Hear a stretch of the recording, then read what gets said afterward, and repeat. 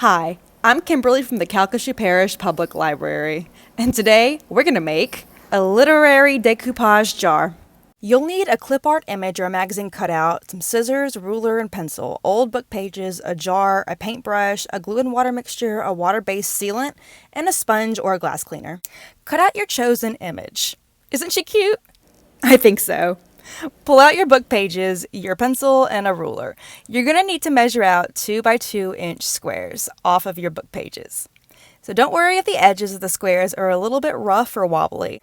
The edges will blend together seamlessly in the final product. With all of our outlines done, it's time to get cutting. It's raining squares.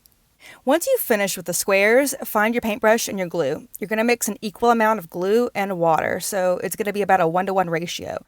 Roll out your jar over your image, making sure everything fits just like you'd want it. Position your image, pull out your glue mixture, and start gluing.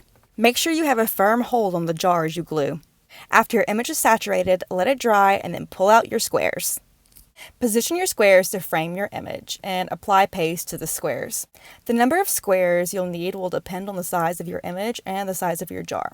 Keep in mind that in this case, having too many squares might be better than not having enough. I should also mention at this point that you really need to have some old newspaper or an old tablecloth or some sort of table cover to protect your property. You don't want to roll this jar of wet glue mixture around on a naked table. You should also feature a story that you really like on your jar. I chose Rip Van Winkle because it's a creepy story, but I really love napping, so there you have it. Well, the jar is starting to come together, so I'm going to finish it off, and now it's time to let it dry. So give it about 2 hours. And when it's dry, start coating it with your water-based sealant. Make sure you cover everywhere on the jar that is also covered by the squares. That includes the bottom of the jar. Give this a couple of hours to dry, and when it's finished, go ahead and cover it again.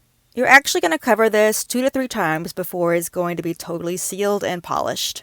After you're finished applying your sealant on the jar, and after it's dry, if you want, you can take a box cutter and you can stencil out where you'd like the sealant to stop.